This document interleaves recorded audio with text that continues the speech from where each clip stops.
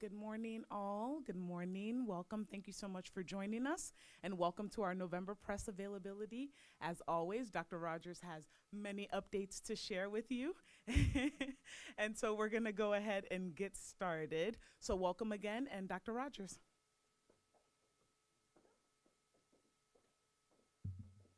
Good morning, everyone. Thank you very much for joining us. Please help me to welcome our board members. We have Ms. Jane Lichter, as well as Mr. Emery Young. I see our executive director for TABCO, Ben Forstenser, in the back. Welcome to all of you. The first marking period ended on October 31st, Halloween. And our students and staff have worked very hard over the last 3 months to establish routines, fully engage in our instructional program. We will continue to provide updates on student performance as we move throughout the school year. I did want to encourage everyone who hasn't had an opportunity to see to watch our Board of Education reports. We have a new BCPS Progress in Action report. These reports provide information on the work of the school system to fast forward student achievement, and they spotlight the accomplishments of specific schools. November 18th through 22nd is American Education Week, a time where school systems across the nation celebrate public education and honor the individuals who work in our nation's public schools and support student academic and social emotional growth.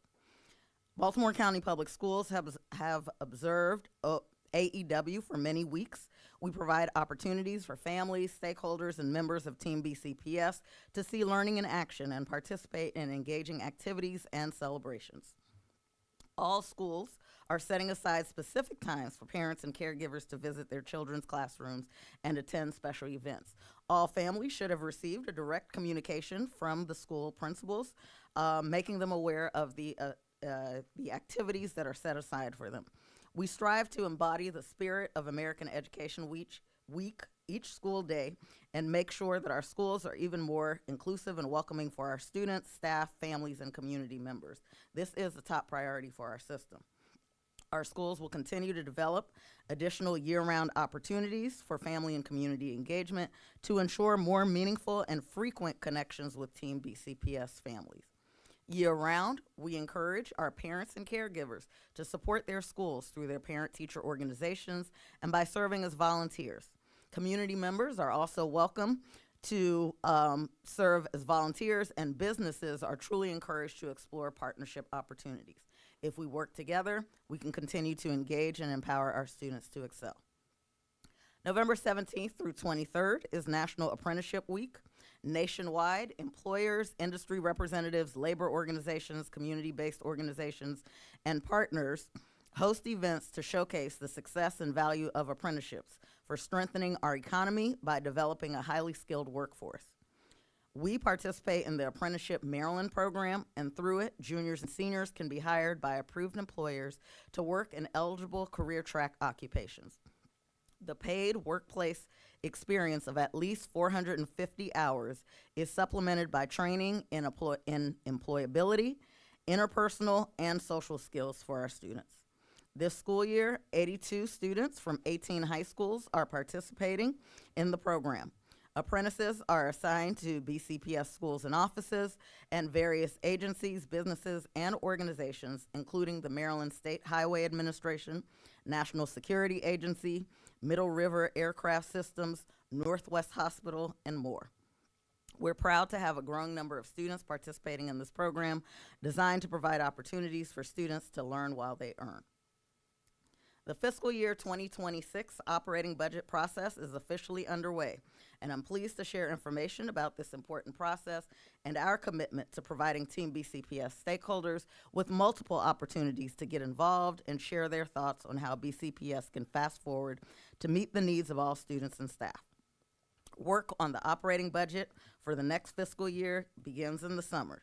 We anticipate having a preliminary budget estimate completed by the end of fall. After considering all requests from BCPS offices and reviewing recommendations from schools, executive leaderships, and stakeholder groups, I will submit a proposed budget to the Board of Education in January. For the FY26 operating budget, student learning will remain our core priority. Our operating budget lays out the strategies we intend to use to bolster student achievement and matches them with the investments that we need to implement the strategies. Thanks to record investment by our county leaders, we made great strides with the FY25 budget. We were able to target funds to critical areas of need, including reducing class sizes in elementary intermediate grades, providing additional teachers in key content areas, expanding access to full-day pre-K, providing step and cost of living increases for all staff, and much more. We encourage our community to be a part of this critical process. We want to hear from our staff, families, students, and community members, and we'll provide multiple opportunities for them to share their thoughts and ideas on the areas they believe we should prioritize and investments that we should make.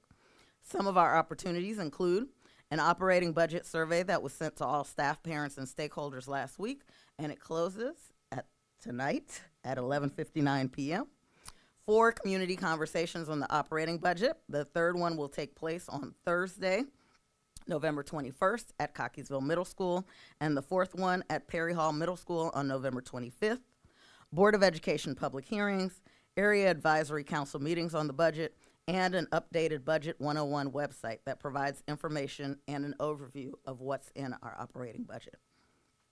I shared at the November 4th board meeting that all signs are pointing to another difficult budget cycle for our system and other school systems across the state. Several outlets have reported that Governor Moore has hinted that the state will need to make difficult decisions as it relates to Blueprint funding. We had anticipated an increase in Blueprint funds, but with these forecasted adjustments, we will most likely need to refine our plans amid state funding concerns. Last Tuesday, the Spending Affordability Committee met and discussed the enormous gap in the 5-year state budget projections of notes to help identify potential savings that can be redirected to offset potential shortfalls. Our priority is academic achievement for all students. This means that we will have to focus on recruiting and retaining highly effective staff. From a budgetary standpoint, that includes funding year 2 of our compensation package, maintaining operations of our schools and offices, addressing student needs, and maintaining classroom teachers. We look forward to engaging with Team BCPS community on this important process that will help to shape the future of our school system. Ms. Onijala. Thank you, Dr. Rogers. I'm happy to take your questions. Morning. When it comes to the budget concerns, are there specific areas you're most concerned about getting funded? No, not specific areas. It's the overall amount of, no problem. It's the overall amount of funding that we will receive. Not knowing what that's going to look like, particularly after last week's meeting where it moved from hints to specific information. We know that we need to anticipate that, and so we need to be really focused on what are our student needs and how do we make sure that we maintain the commitments that we made to all of our staff. Thank you.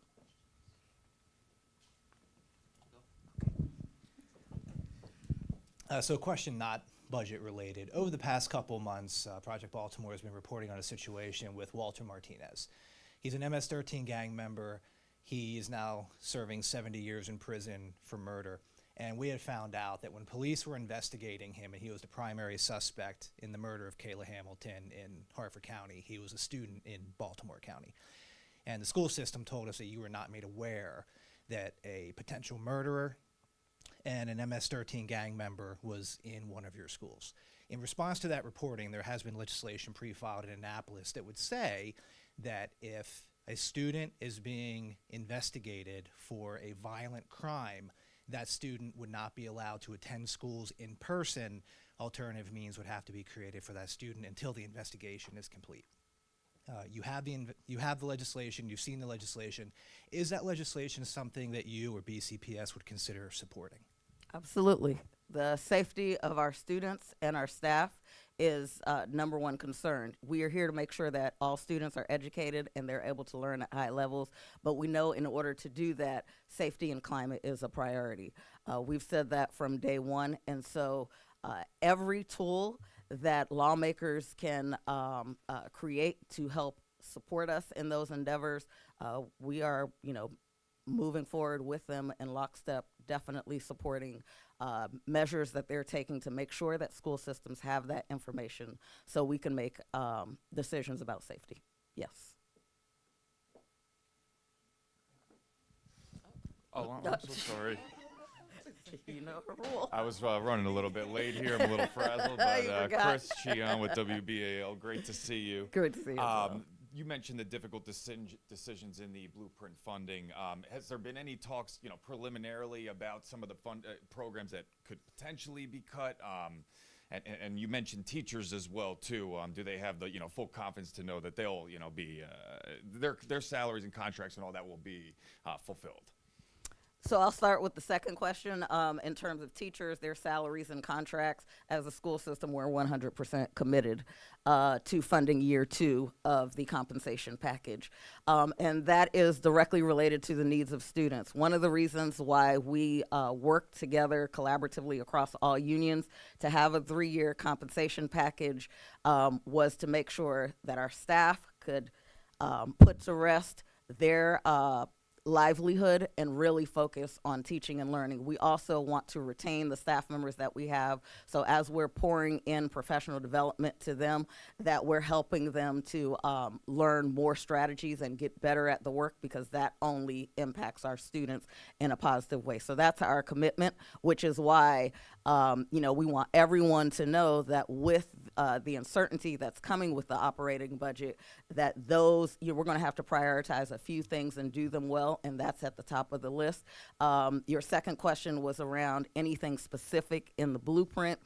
We have not, as state superintendents across the state, received specific information yet about specific items. We have, although indicated, given our feedback to specific areas where there might be some changes that carry large price tags and won't impact students in a way where we're going to see regression. And so last year we gave some feedback. That feedback was incorporated, and so we are hopeful that this year the specific feedback that we've given around those pillars, that it's going to be incorporated in a way that helps us to really move our work forward, and hopefully we'll see the flexibility that we're asking for with the blueprint funding that helps us to address any gaps that may come from any of our funding sources.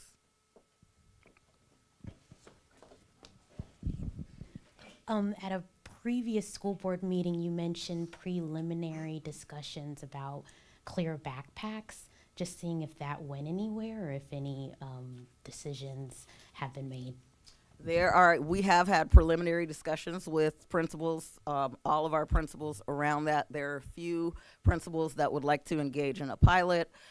We are speaking to a few philanthropists to see if they would like to partner with us on that endeavor. So more information to come.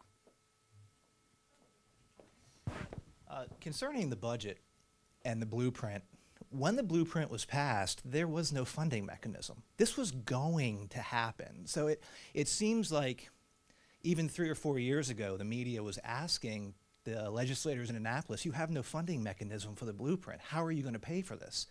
And those questions were kind of pushed aside, and now you and the school system at the local levels have to figure out what your budgets are, having no idea what your budgets are actually going to be.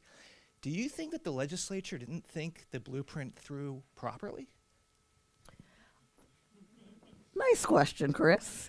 I will not, legislation is not where I work, so I will not, make any characterizations about how they went about this process. I will say that the tenets of the blueprint, the pillars, early childhood education, giving more resources to students in need, dual college access, career access for students, that those tenets are sound and good for students. And we have now found ourselves in a place where we need the flexibility when you see all of these budget shortfalls everywhere, particularly coming right off of the year of ESSER funding ending nationwide, that we're in a position where we need to come back to the table, speak to what the needs are of our students, where there's room for flexibility, and figure out a plan, because the 111,000 students in Baltimore County are counting on us.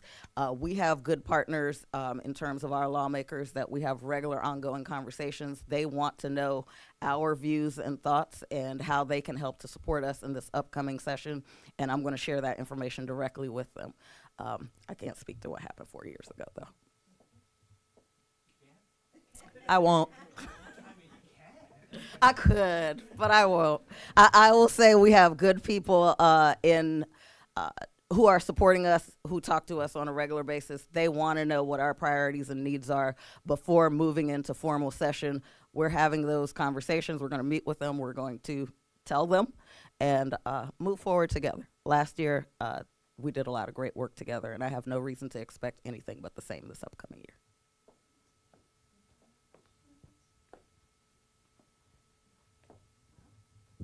Looks like you answered all their questions. Thank you. Thank you all for joining us. Have a wonderful Thanksgiving, and we'll see you in December. Take care.